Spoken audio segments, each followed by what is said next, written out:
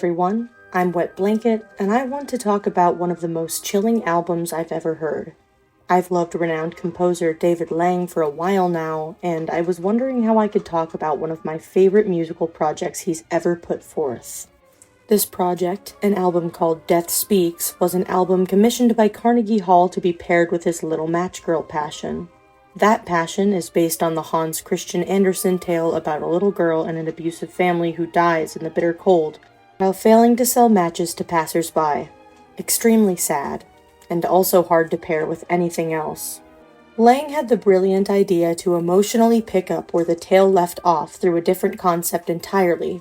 The Match Girl passion ends with the juxtaposition between the sorrow of people seeing the little girl dead in the street and the smile on the girl's face as the memory of her grandmother carries her to the next life. Lang realized that, because of this mental image, death as a character and the grandmother in the story actually have a lot in common. I mean, they both carry people on, right? A lot of people think of death as this dark, hooded, terrifying creature, but Lang thought, what if death was kind and reassuring? Who is death really? What if death could speak? This all brought David Lang to another composer, Franz Peter Schubert.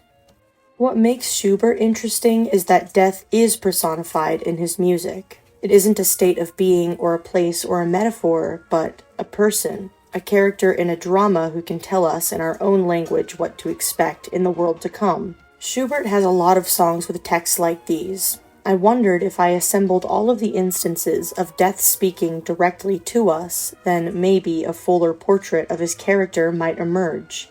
Most of these texts are melodramatic, hyper-romantic, and over-emotional. One of the knocks on Schubert is that he often saved his best music for the worst poetry. Nevertheless, I felt that taking these overwrought comments by death at face value just might lead me someplace worth going. I went alphabetically in the German through every single Schubert song text, thank you, Internet, and compiled every instance of when death sent a message to the living. Some of these are obvious and some are more speculative. Death is a named character in The Earl King. The brook at the end of Die Schöne Müllerin speaks in Death's name when it talks the miller into killing himself. The hurdy-gurdy player at the end of Winterreise has long been interpreted as a stand-in for death. Now, this idea is so profound to me for a multitude of reasons. One is because it's interesting to see him compile and analyze all these works, and it makes one wonder, if all of our work was compiled, would there be a common voice? Who would death be through our eyes? Another reason this is so cool is because, albeit sadly, Schubert wrote a lot of music while he was dying. Franz Peter Schubert is perhaps one of the most pitiful figures in music history. This isn't because he was bad by any means, but because his life was very lonely and very short. He was born a teacher's son, and though he got into a prestigious boys' conservatory in his youth, he was never able to afford any higher music education beyond that. In fact, he was flat broke for 95% of his life, with his friends even having to give him paper to write on occasion. By day, he scraped by working at his father's school, but by night, he composed. His father wasn't quite supportive, but nonetheless he was able to write over 600 art songs. And that's just art songs alone, in his 31 years of living. Again, this isn't even to mention all of the instrumental works, choral works, and everything else he also did. This 600 represents only piano and voice art songs. But, bittersweet as it is, his prolific output was partially due to his stagnant love life. Schubert had documented crushes on 2 women. They both rejected him and married other, wealthier men, even if they did want to marry Schubert. Law in Vienna at the time prohibited any man from marrying without reaching a certain income threshold. Thus, Franz lived and died alone. You might be asking, oh, Blanket, did he die of a broken heart? No. Actually, his death is just as pitiful as his life was. See, as was commonplace in Europe at the time, everyone and their aunt's uncle were going to brothels. Franz, lonely and defeated, was no different. Despite his disposition, he was a bit of a party animal. And what's a good party without whores? Like everyone else in Europe, He contracted syphilis. While syphilis is curable now, back then it was one of the worst death sentences one could get.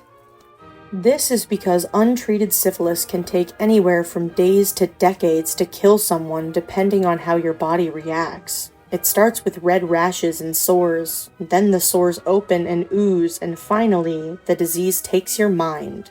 No matter how long it takes, you know it's coming. In Schubert's case, it took 6 years since the initial infection for syphilis to take his life. While a majority of that time was mostly asymptomatic, his health took a nosedive in 1827. Schubert lived in an area of Vienna where having syphilis was seen as a result of degeneracy, think Ronald Reagan during the AIDS epidemic, so his mental health took a swan dive right along with his physical. Before the rapid succession of his illness in 1827, Schubert was already consumed with the knowledge of his imminent death. The first sign of his self-awareness in this regard compositionally was a resetting of a previous work he had written in 1817 for voice and piano. This piece was a string quartet titled Death and the Maiden. Now, Schubert had already personified death in his earlier compositions like the Joe Hawley favorite, Found the Earl King. But that was written pre-death sentence.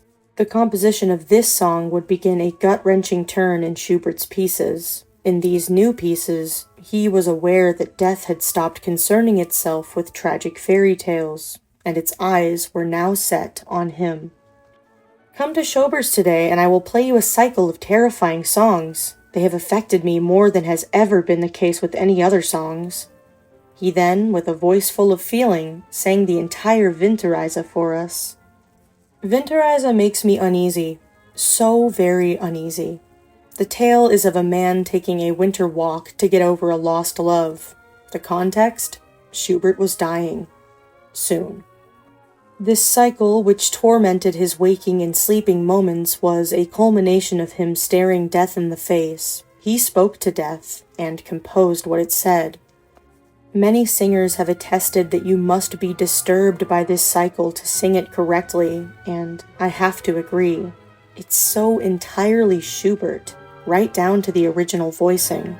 See, Schubert would often write for voice types other than his own and just perform them as himself and transpose up or down when performing them for a public audience.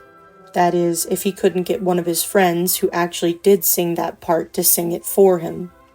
This cycle, however, was purposely written for tenor, his type.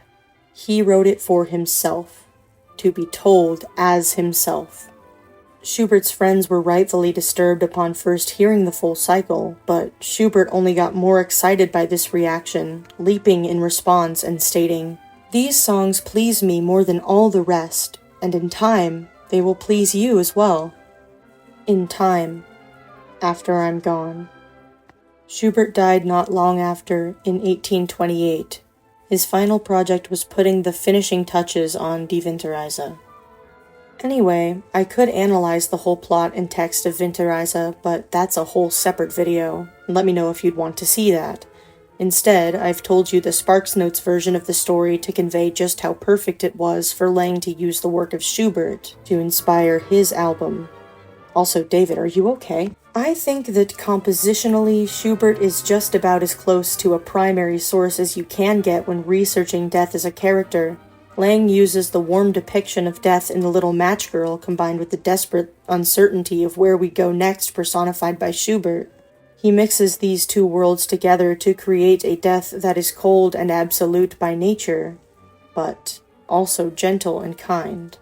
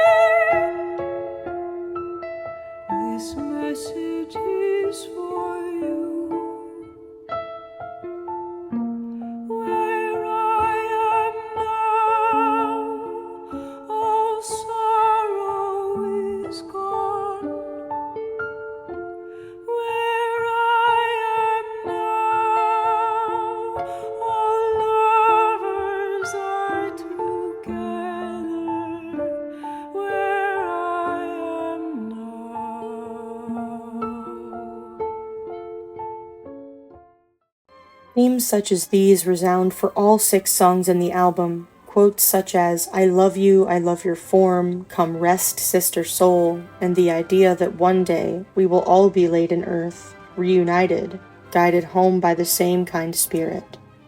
I know it's supposed to be abstract to fit the experiences and feelings of the listener, and that it does, but sometimes I can't help but feel like this album also speaks directly to Schubert, its inspiration.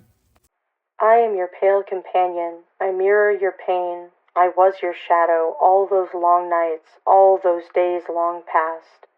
Pain changes every shape. Once you are truly lonely, you'll never be alone. Feel my hand, I feel you. Touch my cold hand, I will take you from her. To your new cold land I have chosen you, my only love. Those others, they search for you, but where they search they will never find you. After the leaves fall, spring returns. After love is parted, it returns. All you have to do is come with me and wait. One day she will be lowered in earth beside you.